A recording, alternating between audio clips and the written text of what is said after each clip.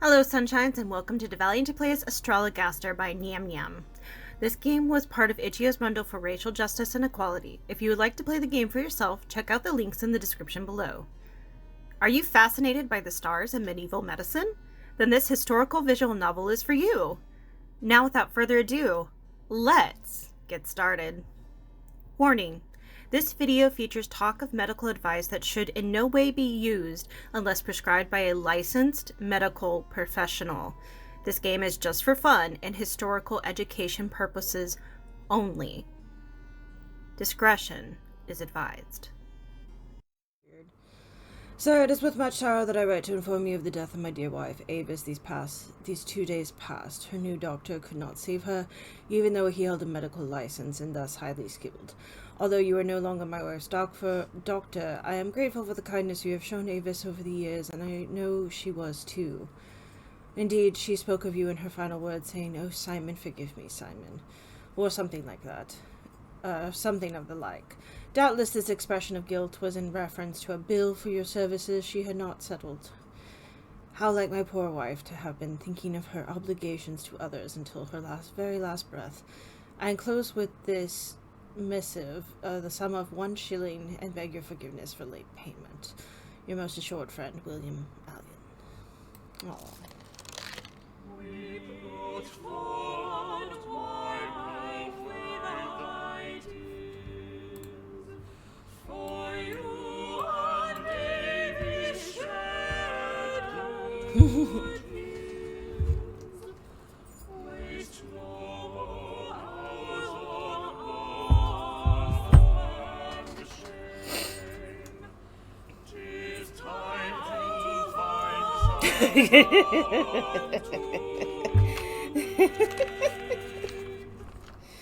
Wow. Alright. Oh, I did. But why did you not let me save you, Avis? Why did you entrust your precious life to another doctor? An ignorant impostor who knows not how to read the stars to judge an illness. You're also a piece of crap, so... Oh, my beloved Avis. Why did you die before I had the chance to... Find out who the real father was? Is that what you're really concerned about?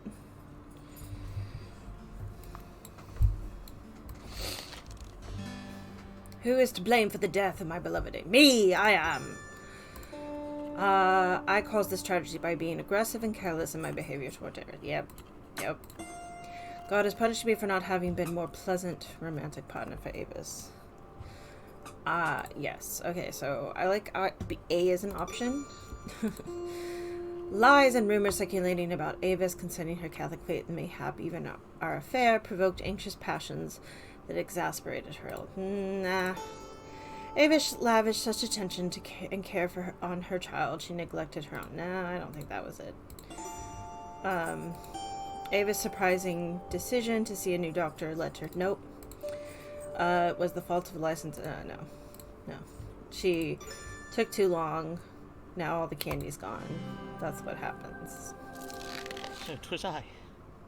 I am to blame for Avis's death. All your fault. If only I had not driven away with my ill-tempered, unkind accusations. Mm-hmm. Would that I had turned my thoughts to her illness and away from my own selfish needs. Uh-huh. How will she ever? How will I ever forgive myself? Don't worry about it. Oh, I only have one more visit with myself. I judge that I am to blame for Avis's death. If I had not driven her away, I might have cured her for her illness. Yeah, well. Again, why can I not write myself a letter of recommendation? Like, seriously. What does it say? Oh, Avis, if I summon my spirit guides to aid me, would you consent to speak to me from beyond the grave? Nope. When you are shook by something in a book where it says that you might have some rare malady, see Dr. Foreman, be sure to inform him you have it on very good authority. Good day, Mr. Mag. What brings you? I am exceeding ill, Dr. Foreman. Verily I am. And you know my wife. She is refusing to hear anything about it. 'Tis but another of your delusions, Nicholas, she says. She will not even look at it. Look at what? Oh, I see. You may pull up your breeches now. Pray let me examine you more closely. Raise your chin, if you please. Now, loosen your garter and remove your stocking. I am afeard this verily is grave. Most grave indeed. 'Tis? Verily? I believe so. But we must have it confirmed by the stars. Let us consult them now. What explains these swellings that have arisen on various parts of Nicholas Mugg's body? That's a good question. Scrofula, a disease characterized by swellings and nodules around the lymph nodes and behind the knees. Okay, that's... yeah, and then this is the plague, a disease characterized by swellings and boils behind the ears, under the armpits, and the groin. I'm gonna say it's this, because he checked out the lymph nodes. You have scrofula, a disease commonly known as the King's Evil. It is very grave, but worry not, for I have a cure close at hand. Ah, the King's Evil. 'Tis the ailment that may be cured by the placing of royal hands upon the neck. Oh, you do not mean to say that Her Majesty the Queen herself is at this very moment... What? No, of course not. I was referring to my famous strong water. A moment, if you please, while I retrieve it from my cabinet. But, sir, unhand it, sir. The dosage is very precise. You must not... nay, not the whole bottle. Ye gods, man. What have you done? Methinks I am dying. Oh, woe. A fatal dose. Alas, I am sorry for it, sir, but you were never meant to drink so much of it. Oh, may God forgive me. Nay, do not blame yourself, Doctor. Thank ye heartily.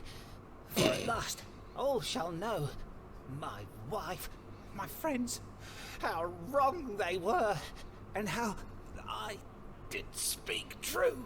Can you write a letter? William! Before... William! Oh, curse it, where is that feckless manservant of mine? William! Go forth and fetch the vicar! My scrofula, the swellings did appear in the neck and behind his knees. As treatment, I prescribed a dose of strong water, but the querent did prescribe himself many more doses and died thereof. He will not return. This is so fun. And he didn't give me a freaking letter! Am I gonna get one from his wife? Mr. Foreman, you have been called before this assembly of the College of Physicians to answer the charge of practicing medicine without a medical license. What have you to say in your defense? Would you deny practicing medicine, sir? Why, no, I would not deny it. My practice is well known. Indeed, since I helped cure the plague of '92 with my strong water... Then you admit you have committed this most grievous offense. Ah. Well, 'tis true I'm not technically licensed, but I fail to see how... You fail to see? Then permit me to enlighten you, sir. A medical license assures the residents of London that a physician has the necessary education and skill to treat them. By practicing without qualification, you have not only broken the law, you have endangered the lives of your patients. Indeed, we have received reports that a man by the name of Nicholas Mugg, a wigmaker of Silver Street, has lately died under your care. Aye, well, that was most lamentable, but not my fault, sir. Mr. Mugg took a far greater dose of my strong water than I advised him to. He chose the dosage himself. In truth, one might say that the cause of death in this instance was, well, Nicholas Mugg practicing without a medical license. Silence, Mr. Foreman! Your impudent japery may well be suffered by your patients, but it will not be tolerated here. I do apologize, Mr. Smith. Besides the death of this patient, we have gathered ample evidence of your malpractice, Mr. Foreman. Indeed, we have had this illegal operation of yours under observation for quite some time. 'Twas you, Riccardo Ferraro, the merchant from Venice. He's All wearing the along, he exact was same you, outfit. Richard Smith, the Queen's royal physician. Then I take it, Mr. Smith, you were unsatisfied with the medical care I gave you? Sir, we are well aware of your occult practices. What you so boldly call medical care was naught but advice conjured up by means of dark magic.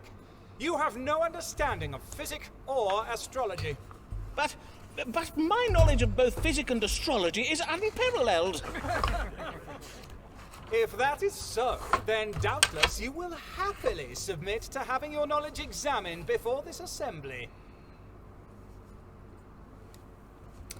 Huh. That's a good question. Mercury? Uh-oh. Venus. Okay. Phlegm is cold and moist, hot and moist, cold and dry. Really? Okay. Which zodiac rules over the privy? That would be Sagittarius. Oh, damn. Okay. Silence! Simon Foreman, you have failed. Constable, shackle this man and take him from hence to jail. But, sir, this is most unjust. Pray afford me the chance to unhand me, you rogue. But I did handle your situation.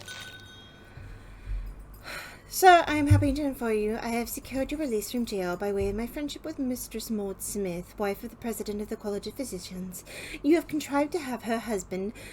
we have contrived to have her husband believe that you enjoy the favour of John Whitgift, the Archbishop of Canterbury, and that the Archbishop plans to grant you a medical license.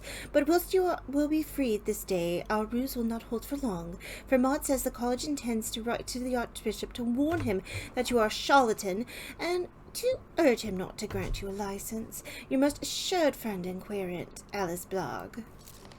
Alice Blogg, she feels no shame.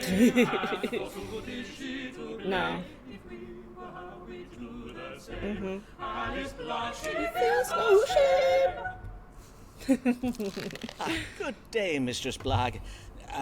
Before we start, I must thank you for having used your influence to help me resolve my recent difficulties. Say nothing of it. Those doctors and their College of Physicians. Naught but a band of piss-pot sniffing bullies, so they are. Besides, I needed you out of prison so that you might read the stars for me. I see. And what would you have me advise you on? What know you of Richard Bancroft, the Bishop of London? Not much, in truth. But I did attend the Easter service at St. Paul's. I found the bishop's sermon on the virtues of chastity and abstinence most compelling. Why, you know him well? Not very well as yet.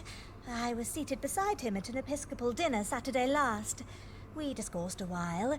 Bishop Bancroft is a most charming man. But there was a moment when we did both reach for the brandy decanter. Our eyes met and I felt something. 'Twas a spark between you and the bishop? You felt a certain frisson in the air? Nay, I felt a certain hand up my skirts, more like. His Grace put his hand up your skirts! Madam, may I say how... Save your congratulations, Foreman. The bishop's not in the bag yet.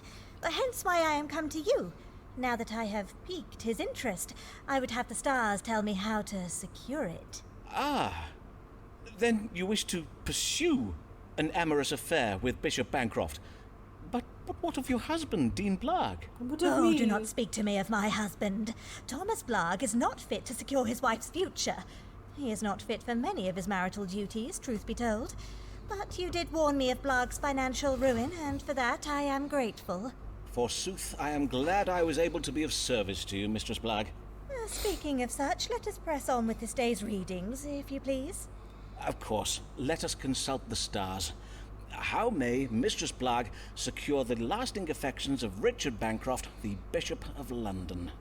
Let's find out. Alright. You may. Alice should commit adultery with the bishop while he is away from home. Alice should... excuse me. Lie to the bishop by telling him she is with child. His child.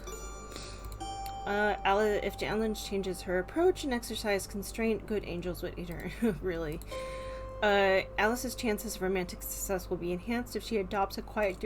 I doubt it.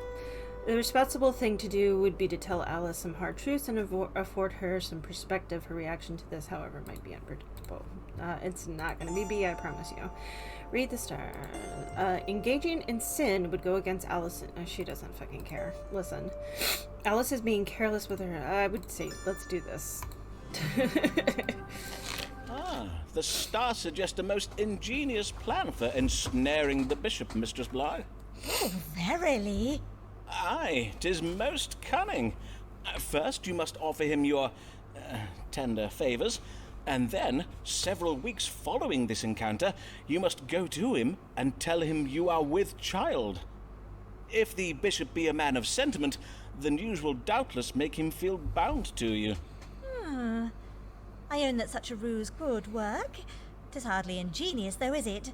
Half the mothers in London give their daughters such advice. Do they indeed? Well, there is more. The stars suggest you will find occasion for such an encounter while the bishop is away from home on business. Mayhap you arrange a discreet assignation for his next visit to the Archbishop's palace in Lambeth. On my honour, that is not a bad idea. In sooth, I think it may do very well.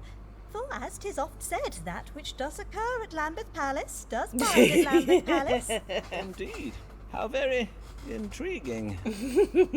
Pray tell me of these goings-on at Lambeth Palace. No. Alright, coitus post-consultation. Oh, she's gonna come back a lot. Awesome. Yay! I'm 60% of the way.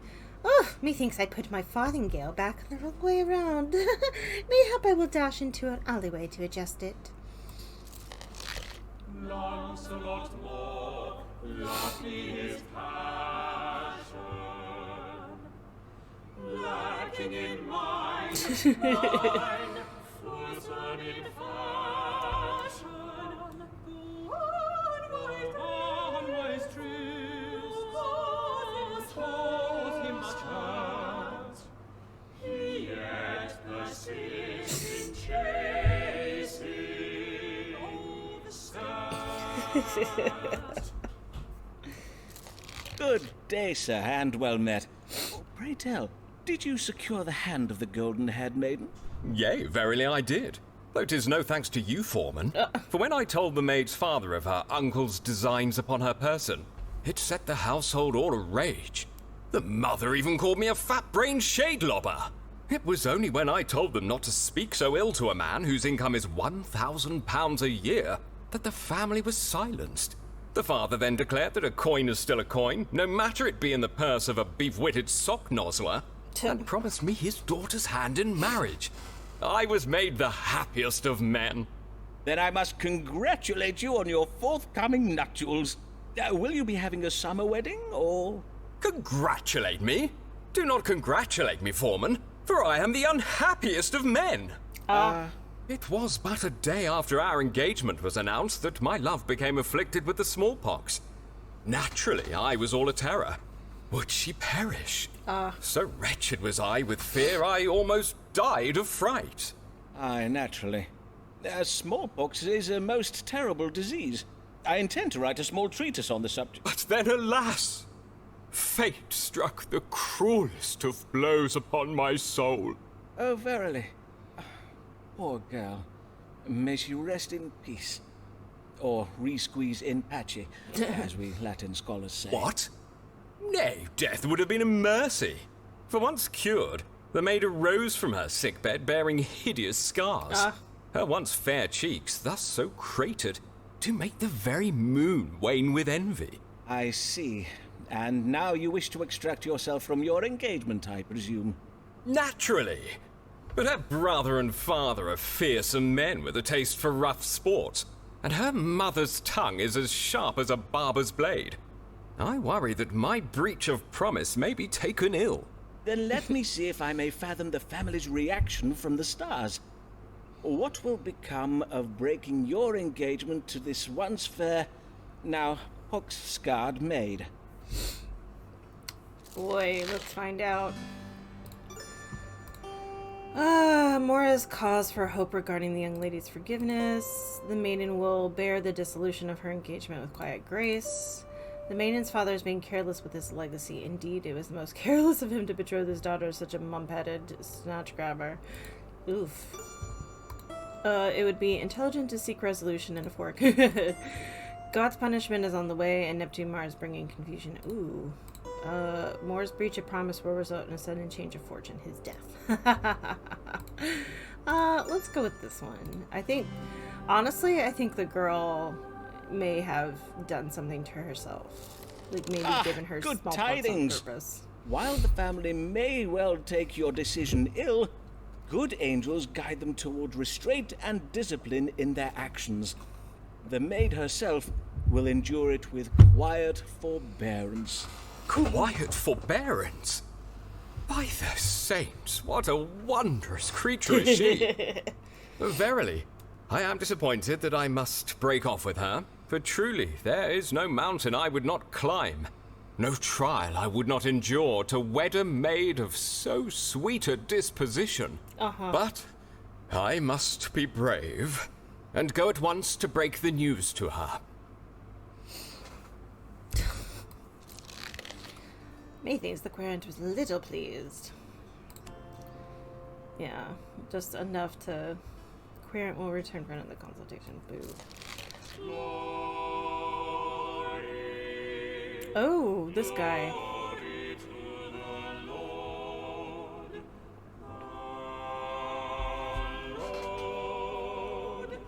Archbishop Whitgift, glory to the Lord in the highest position.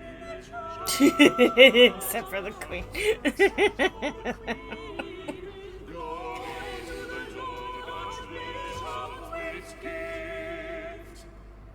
Wow.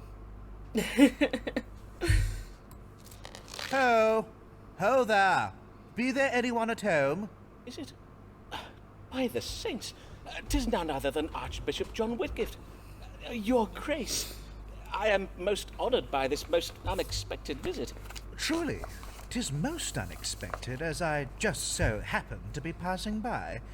Indeed, I was riding by in my carriage when I found myself struck ill. My chaplain did suggest I take rest at the nearest residence, which did so happen to be this small dwelling. Forsooth, these rooms have the look of a physician's consulting chambers. Mayhap you are a doctor? If that be true, then praise be to God for this happy coincidence. A most fortunate coincidence indeed. I am Simon Foreman, a doctor of astrology and physic. At your service, Your Grace. Well then, Dr. Dr. Foreman, was it? Perchance you will tell me what ails me.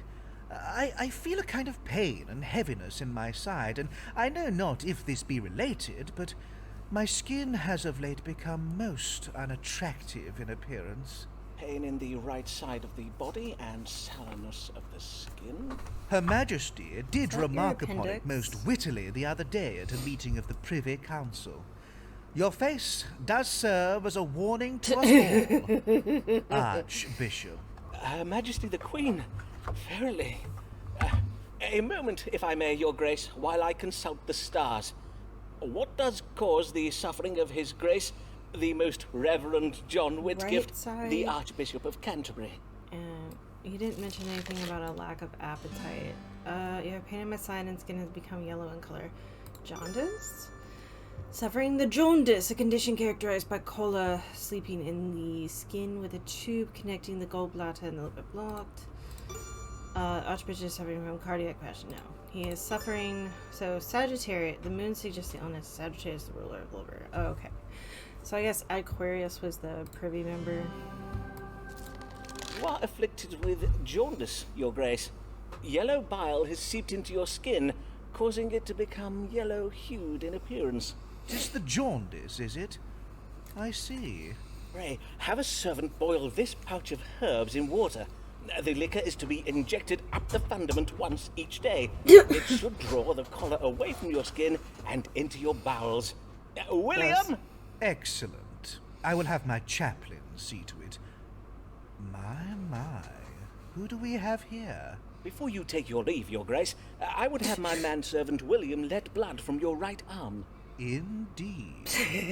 Very well, then. Before you depart, Your Grace, perchance I might trouble you with a request of my own? Good day, sir.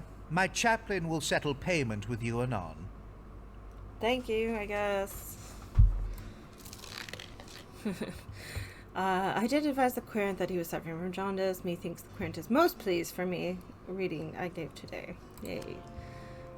So very pleased. Oh, William Buck. I think he said his manservant's name was.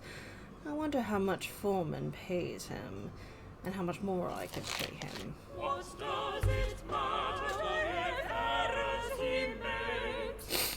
Let others pay for the things else express. Wow. Our Lord has destined us to glory. Commoners may pay, but nobles only grant I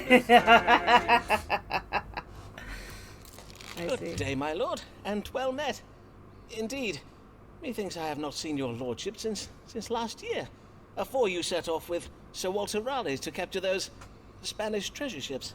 Ah, yes. Doubtless you heard what became of that expedition. The town criers called it Raleigh and Essex's gold piracy fail, declaring it the biggest balls-up since the English Armada. Aye, 'twas most ill-mannered of them, if I may remark. The directions you gave me were entirely wrong, for we never came across the Spanish fleet. Indeed, we found ourselves becalmed in the middle of the Atlantic Ocean. Raleigh blames me for it, and although I did explain to him that it was entirely your fault, as I had gotten the navigational coordinates from you, that seemed to bother him even more. My lord, I am full sorry for any error I may have made in my calculations. Forsooth, I pray I may assist you better this day. What is it you'd ask of the stars? I would have you tell me how I might regain the favour of the Queen. Indeed, 'tis strange she has not yet gotten over her displeasure, for the incident did occur many months ago. And we had every intention of returning her warships, filled to the brim with gold, I might add. Besides, how in the devil's name were we supposed to know the King of Spain would choose that very same month to invade England? I have not the power to predict the future. Well, nay, but I have, my lord, if you had asked me to. Verily, 'tis not to be borne. Only last week, at a meeting of the Privy Council, during a minor disagreement regarding the Catholic rebellion in Ireland, she called me an impudent lord-splainer, whereupon she rose from her chair and molly-whopped me in the face. I half drew my sword upon her. You mean the Queen? Aye, indeed. Her behaviour was most shocking. I even asked the royal physician whether she may have lost her mind. She is, after all, most elderly. But Mr. Smith assures me she is in very fine health and is in full control of her faculties. Her Majesty's behaviour is a mystery indeed, although mayhap it should not surprise us. A man's reason is oft insufficient to fathom the workings of the feminine mind, and, in such cases, he may have little choice but to call upon divine wisdom. To wit, let us see what the stars can tell us. What must Lord Devereux do to regain the Queen's favour? Die. Alright, let's see.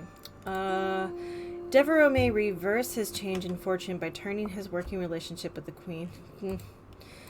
Ambitions may be achieved if he is gentle. Wait. What is this one? Devereux should pretend to be in love with the Queen. Devereux should not act in haste. He should make an intelligent suggestion to mount a military campaign to a foreign country. Devereux should assume a position of authority in keeping with his birthright as a peer of the realm. Devereux must show the Queen he is a loyal man who does his duty. I like that one. I don't know if he would be into a relationship, but let's roll the dice. So 1 and 2 is A. 3 and 4 is B. 4, we're going with B.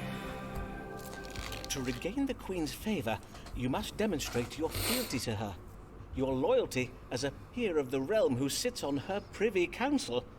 To this end, the stars suggest you offer to lead a military campaign to put down this Catholic rebellion in Ireland. Your lordship is, after all, a great military leader. Are you? What better man for such a task than the hero of Cadiz? Verily, 'tis no ill idea. 'Tis no ill idea at all. Yes, indeed, I shall offer to put down the Irish for her. Forsooth, how difficult could such a mission be? I shall quickly defeat those fen-sucking muck-savages and be back home by Christmas. Huzzah! Sure. Huzzah! Godspeed, my lord. A little pleased. I would rather you not be just a little pleased and a little bit mostly pleased. And get that all the way up so I can get more letters, please. Oh my gosh.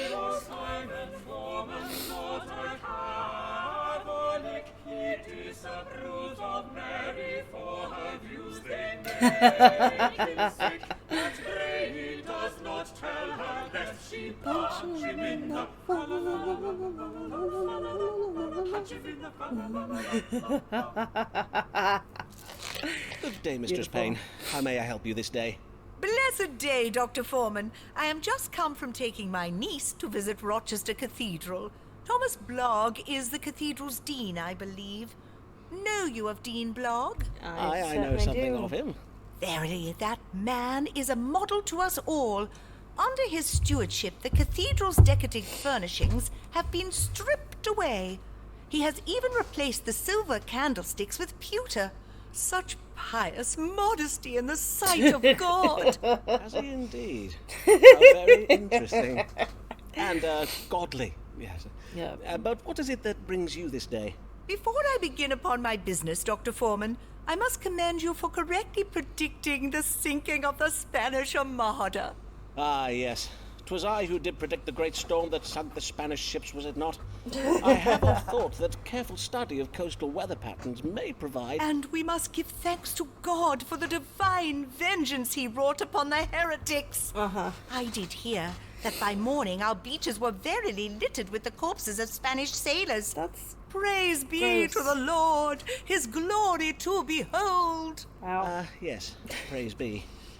But all the same, you seem anxious this day, Mistress Payne. What is troubling you? Indeed, I am troubled, Dr. Foreman. I fear for the Queen's health. Everyone is saying that as she is exceeding old, she is soon to die. Ah, yes, I quite understand your feelings, madam. How we love our good Queen Bessie. Long may she reign. But will she? That is the question, is it not? For she cannot live forever, and when at last she does expire, we shall be stricken with such lamentation and grief. Mayhap you, but not I. Elizabeth Tudor is naught but a sceptred whore, but still a whore who presides over the Church of England and keeps Rome at bay. And without an heir, who knows what manner of foreigner may succeed her when she dies? For all we know, he may flood the land with foul popery. Foul popery? I take it you do not care for dried floral arrangements. But, madam, surely fresh flowers are more customary at royal funerals. Did you not heed me, Mr. Foreman? I wish to know whether the English throne is safe from a Catholic successor. Don't worry, it yes, is. of course. Then let us consult the stars. Is our Queen's long reign in danger of ending soon? And if so, do we risk a Catholic succeeding her to the throne? No. I know, I at least know this much of history. The Queen is in love. An unexpected pregnancy will be... I highly doubt that. The Queen's legacy is safe even if she dies. Her successor will remain head of the Church of England and loyal to the Anglican faith. That's for sure. Cooperation offered by a foreign country is not what it seems. The doubtless represents the King's ally, King James of Scotland. Bonds between nations will be creatively disrupted with violence, and austerity will be imposed as a result. I'm pretty sure King James became king after Elizabeth, so, but yeah. The Queen's prognosis is good, madam. God will ensure she remains in health for some years yet. And when at last Her Majesty does expire, whomever succeeds her will happily take his place at the head of the Church of England. I don't think it would be I happy, may assure you that England will she not wants revert to its allegiance to the Church of Rome. Ah, praise be! To know that England shall remain safe from Satan's earthly servants is well indeed.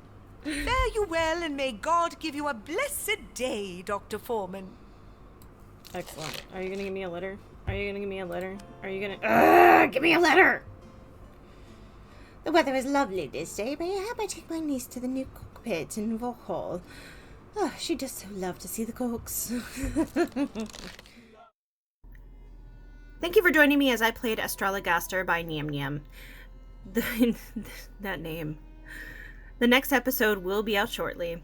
If you enjoyed what you saw, please leave a like, a follow, and ring that notification bell so you'll know when the new episode drops. Also, don't forget to check out the link to the completely free Discord server to chat about games and whatever else is on your mind. Let's keep the comments chill, so no hate or spoilers, as I'm not above removing these comments and the people who make them. That's all for now, folks, and I'll see you next time.